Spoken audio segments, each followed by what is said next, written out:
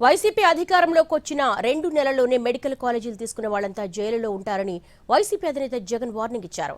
ఎవరికి ఎప్పుడు ముహూర్తం పెట్టాలో తనకు బాగా తెలుసునని ఘాటుగా హెచ్చరించారు మంత్రి లోకేష్. అడ్డగోలుగా చేస్తామంటే ఊరుకోబోమని, తాట తీసేస్తానంటూ స్ట్రాంగ్ గా వార్నింగ్ ఇచ్చారు డిప్యూటీ సీఎం పవన్ కళ్యాణ్.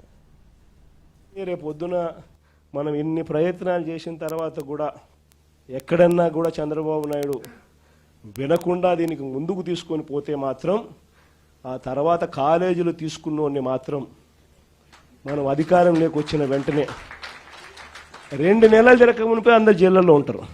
స్కాములు అనేది మదర్ ఆఫ్ ఆల్ స్కామ్స్ కింద ఇది నిరూపితమవుతుంది. ఇదే రాజమండ్రి జైల్లో బంధించి ఏం పీకావయ్యా, నువ్వు అరెస్ట్ చేస్తే మేము భయపడాలా? ఇట్లా నీ ముందర చాలా మంది పెద్ద పెద్ద మాటలు మాట్లాడారు. వాళ్ళందరి పరిస్థితి ఏమైందని ఒక్కసారి ఆ సైకోని ఆలోచించమని నేను అంటున్నా.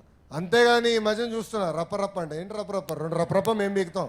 ఎర్ర బుక్లో 3 పేజీలని ఇంకొన్నాయి చాలా పేజీలు. ఎవరికి ఎప్పుడు ముహూర్తం పెట్టాలో నాకు తెలుసురా భయ్. ఎందుకో ఆవేశం, ఎగిరెగిరి వస్తున్నారు. ఏం కంగారు లేదు.